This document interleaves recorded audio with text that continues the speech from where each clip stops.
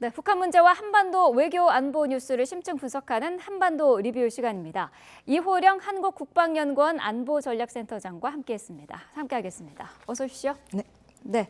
자, 북한과 러시아가 군사동맹에 준하는 조약을 맺고 이제 열흘가량이 지난 상태인데요. 조약 체결이 실질적인 어떤 조치로 이어질 것인가 이런 부분이 상당히 의문이었는데 아직까지는 구체적인 행동이 없거든요. 언제쯤 행동으로 이어질 것으로 보시나요? 사실상의 그 전략적 포괄적 동반자 협정을 맺기 전과 후로 어떠한 행동이 크게 변화가 있을 거라는 것 자체가 잘못된 생각이라고 보여져요. 네. 왜냐하면 이미 이 포괄적 협정을 하기 이전부터 북한과 러시아는 군사적인 지원이라든지 무기 거래라든지 이런 걸 했다라는 게 이미 드러난 거죠. 네. 그럼 오히려 이러한 협정을 체결한 이후에 어떠한 조치가 이루어질 것인가에 우리가 보다 더 초점을 맞출 필요가 있을 텐데요. 이제 결국에는 북한이 이 협정을 통해서 러시아가 우크라이나 전쟁이 종식될 때까지 북한에게 더 많은 거를 요구를 할 테고 북한은 거기에 대해서 이 협정에 기반해서 더 많은 거를 지원할 수밖에 없는 그런 상황에 내몰린 거라고 볼 수가 있는 거죠. 네. 그래서 이 협정에 의해서 러시아가 북한의 자동 군사 개입 조항 이 부분이 있어서 마치 북한에게 굉장히 유리한 조약인 것처럼 북한이 선전을 하고 있지만 네. 실질적인 그 내용을 뜯어보면은 군사 협조라든지 군사 지원이라든지 이런 거 관련돼서는 오히려 지금 우크라이나 전쟁이 종료되기 전까지는 굉장히 북한에게는 불리한 그런 상황이라고 볼 수가 있는 거죠. 북한의 불리한 상황이라면은 북한군의 파병 이런 문제와도 연결이 될까요? 결국에는 러시아는 북한을 우크라이나 전쟁을 종식시켜가는 그 과정까지는 네. 병참 기지화를 할 가능성이 매우 높다라는 거죠. 그러면 결국에는 군수물자라든지 이런 거를 지금보다 더 많이 생산을 해서 그 군사 지역에다가 보내야 될 텐데 네. 그럼 결국에는 거기에 동원이 되는 거는 결국에는 북한 군인과 또 군수공업을 공장을 돌리기 위해서 이전보다 생산량을 높여야 되기 때문에 네. 더 많은 어떻게 보면 북한 주민들이 투입이 될 수 있다라는 거죠.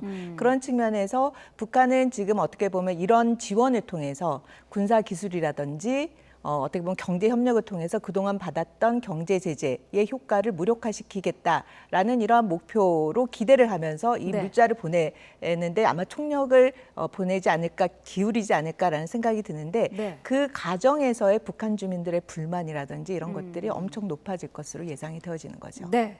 자, 북한이 지금 오물풍선도 이번 주도 계속해서 날렸고요. 이런 부분을 보면서 우리 군은 북한의 앞으로의 행동에 따라서 대북 확성기 방송을 다시 재개할 수도 있다. 이렇게 지금 경고한 상황이지 않습니까? 자, 이런 가운데 사실 북한의 앞으로의 행동 가운데 오물풍선은 앞으로의 그 바람 상황이라든지 이런 게 날려보낼 수 없는 그런 상황에 이른 것 아니냐. 이런 네네. 분석이 많더라고요. 네, 일단 바람 방향이 바뀌게 되면 북한이 보내고 싶어도 보낼 수가 없는 거죠. 네. 그리고 오물풍선을 계속해서 보낸다기에도 굉장히 북한 체제 내부적으로도 어떻게 보면 굉장히 어렵다라고 볼 수가 있어요. 결국에는 그 많은 풍선에 그런 오물을 담기 위해서 쓰레기를 담기 위해서 결국 동원되는 게 북한 군과 북한 주민이라는 거죠. 네. 그런데 앞서 말씀드렸듯이 결국에는 북한과 러시아 간의 새로운 협정을 맺음으로 인해서 러시아가 요구하는 그러한 군수물자를 지원하는 데 있어서 또다시 북한 주민들이랑 군이 동원될 가능성이 높기 때문에 네. 그러한 부담이 같이 중첩적으로 이루어지기 때문에 네. 북한이 오물풍선과 같은 그런 비군사적인 도발을 단행하기에는 제한사항이 앞으로 시간이 흐를수록 더 많아질 것이라고 생각이 되어집니다. 네. 자, 북한이 오물풍선 도발을 하면서 미사일 시험 발사도 이어갔습니다. 다탄두 극초음속 미사일인데 북한은 성공을 했다고 자평하고 있습니다만은 우리 군은 실패했다는 판단이고요. 이례적으로 감시 장비로 찍은 영상도 공개를 했는데 영상을 보시기에 어떻게 평가하고 계시나요? 네, 합참에서 보면 열상 장비를 통해서 찍은 거를 그대로 보여줬기 때문에 네.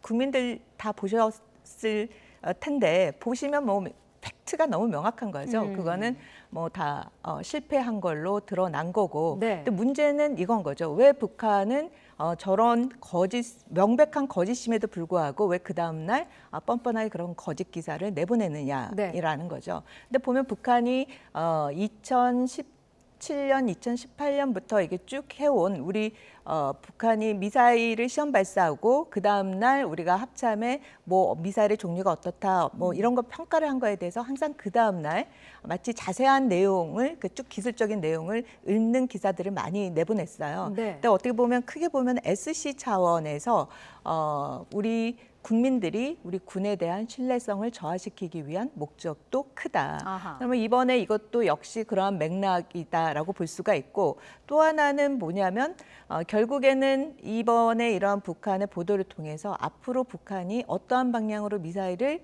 발전시키고자 하는 강력한 의지를 보인 거죠. 다탄두 미사일 개발로 이번이 첫 번째 시험이다라고 이야기를 강조를 했듯이 네. 이거와 관련된 향후 미사일 도발이 있을 것이다라는 부분을 간접적으로 알려주고 결국엔 여기에 대한 기술 지원이 러시아로부터 지원을 받을 것이다, 요구할 것이다라는 거를 좀 시사하기 위한 그런 측면이 더 크지 않았나라는 생각이 듭니다. 자, 그렇다면 다탄두 극초음속 미사일 어떤 무기 체계인지도 궁금한데 방어가 어렵다고 일단 하더라고요. 일단 극초음속 미사일 같은 경우에 보면은 탄도미사일의 속도의 하강 국면에서는 탄도미사일은 이제 포물선을 긋기 때문에 네. 날아오는 방향에 대한 예측성이 이제 높은 거죠.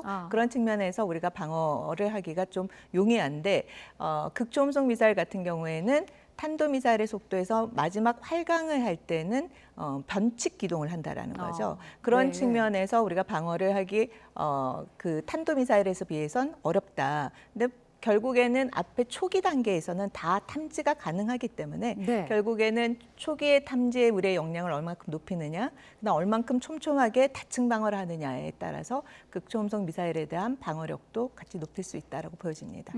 이런 미사일 발사가 우리 군의 그 지난 대북 확성기 방송에 맞선 대응인지 아니면은 그거와는 상관없이 북한의 어떤 그 일반적인 그 미사일 그 개발의 계획표가 있지 않겠습니까? 그런 거의 일환인 건지도 궁금하거든요. 네. 일단 그 지난번에 오물풍선 도발과 관련돼서 이제 북한이 도발의 성격이 바뀌었다. 복합 도발로 가고 있지 않느냐. 네. 그러니까 기존의 전략 도발을 해왔던 거에다가 플러스 뭐 오물풍선이라든지 GPS 교란이라든지 이런 거를 동시에 했다라는 점에 우리가 좀 주목을 해볼 필요가 있을 것 같아요. 네. 그렇다면 이런 오물풍선이라든지 이런 걸로 인해서 그럼 전략 도발이 횟수가 줄어들 거냐 아니면 거기가 뭐 중단될 거냐 전혀 그렇지 않다라는 거죠. 네. 앞서 말씀하신 것처럼 전략 도발은 과거부터 계속 진행이 되어 왔고 지금 보면 고도화를 단계를 넘어가기 위해서 굉장히 러시아 기술도 필요하다라는 측면에서 이번에 이런 협정도 맺지 않았습니까? 네. 그런 측면에서 더욱더 가속화를 하고 그다음에 플러스 어떻게 보면 비군사적인 측면에서의 도발 부분도 같이 진행을 시켜나가는 거라고 볼 수가 있는 거죠. 네. 자, 말씀하신 것처럼 북러 관계는 사실 최근 들어서 굉장히 빠른 변화가 지금 보이고 있는데 북중 관계는 큰 움직임이 없거든요. 특히 중국이 어떤 그 북한과는 이제 좀 선을 긋고 있는 건 아닌가 이런 분석도 나오고 있던데 어떻게 보시나요? 이제 중국 입장에서 보면 그거가 왜 그런지에 대한 부분이 좀 충분히 이해가 되지 않을까라는 생각이 들어요. 네. 결국에는 북한과 러시아 간의 이러한 그 불법 국제사회에서 유엔 헌장에 보면 반하는 어떻게 보면 침략 전쟁에 북한과 러시아가 손을 잡으면서 전략적 연대를 공고화를 한 거죠. 네. 그런 거에 같이 중국이 북중러라는 삼자 안에 끌려 들어간다면 결국에는 중국이 러시아 외교적으로나 전략적 측면에서 운신의 폭이 더 좁아지는 거죠. 네. 그런 측면에서 일정 정도는 북한하고 러시아 간의 거리를 두되 포괄적인 어떻게 보면 전략적 어떻게 보면 협력 분야는 또 이거 군사 분야 말고도 여러 분야가 있을 수 있겠죠. 네. 그런 분야에서는 협력 상태를 유지를 하는 그런 투 트랙의 정책을 취하지 않을까라는 생각이 듭니다. 네. 자, 통일부가 이런 가운데 그제 북한 인권 보고서를 발간을 했습니다. 내용을 보니까 상당히 충격적인 내용들도 있어요. 뭐 남한 노래 70곡 그리고 영화 3편을 봤다는 이유로 20대 남성이 처형되는 그런 경우도 있다고 네. 하고 남한 말투도 단속 대상이라고 하는데 과거보다 더 남한 문화를 단속을 하고 있는 것으로 보이는데요. 이거를 또 반대로 보면은 그만큼 내부적으로 좀 단결이랄까요? 이런 게 좀 안 되고 있다 이렇게 볼 수도 있지 않겠습니까? 네, 공교롭게도 북한 주민들의 기본권을 제한하는 3대 악법이라고 하죠. 네.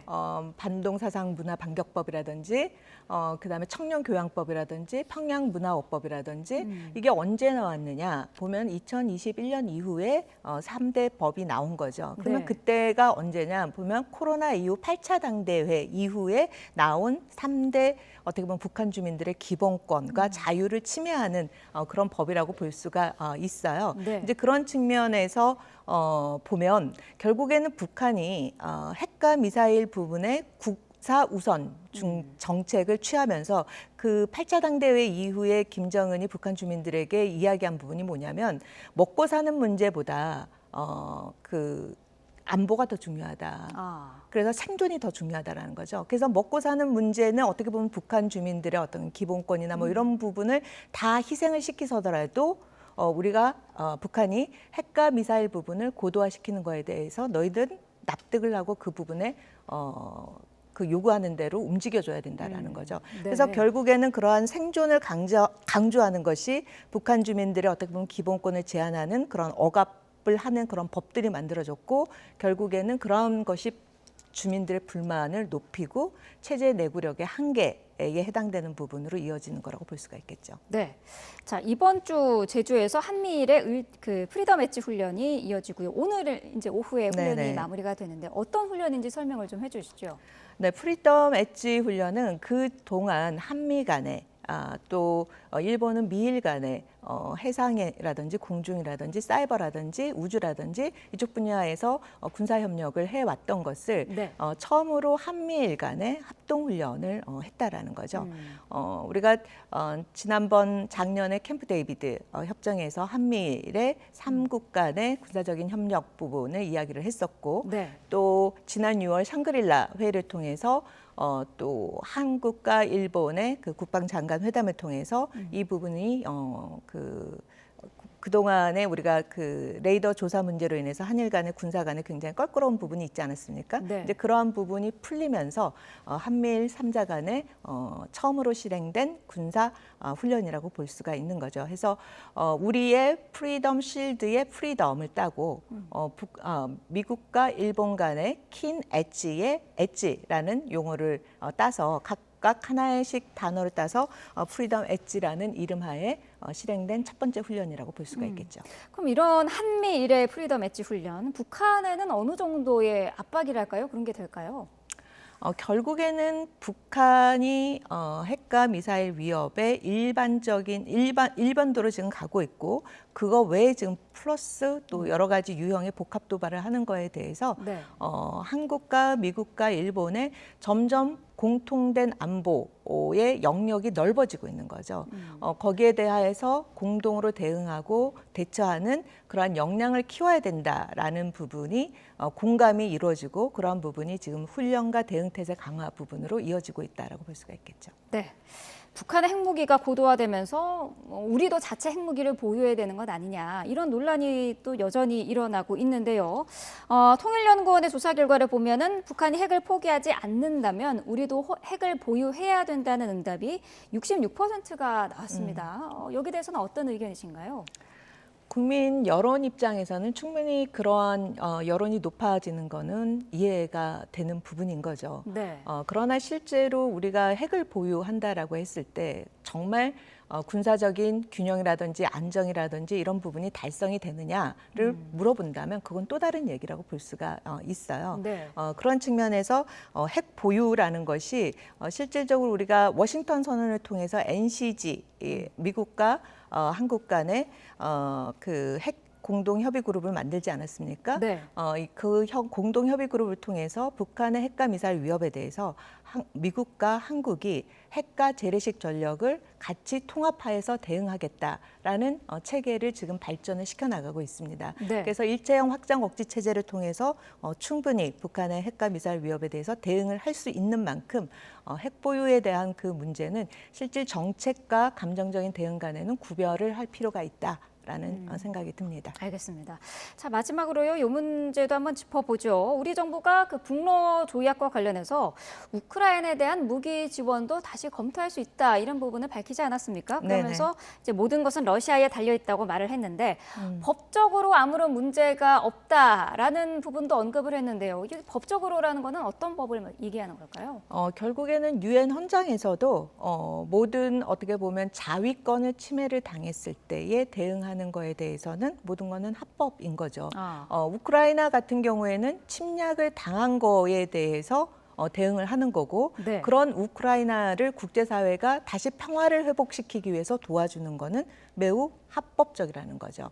그런데 한편 또 북한이 러시아와 이러한 그 새로운 조약을 통해서 우크라이나 전에 북한이 군사 병창 기지에 노력을 해서 한다면은 결국은 국제 평화를 더욱더 훼손시키는 거고 어지럽히게 되는 거고 우리 한반도 지역 불안정까지 이어지게 된다는 거죠. 네. 그것을 통해서 북한이 한국의 직접적인 위협을 가중시키는 기술을 러시아로부터 받는다면 그것도 역시 우리에게 위협이 되기 때문에 자위권 측면에서 충분히 도와줄 수 있다라고 볼 수가 있는 거죠. 자, 우리 정부가 그러면은 어떤 결론을 내릴지도 궁금한데 러시아가 계속해서 지금 경고를 보내고 있는 상황 아니겠습니까? 러시아의 경고만큼 우리에 대한 그러한 옵션도 굉장히 다양하다라고 보여집니다. 네. 결국에는 그러한 고민은 러시아가 하는 거지 우리가 하는 건 아니라고 보여집니다. 알겠습니다. 자, 한반도 외교안보 이슈 자세히 짚어봤습니다. 이호령 한국국방연구원 안보전략센터장과 함께했습니다. 오늘 말씀 감사합니다. 네, 감사합니다.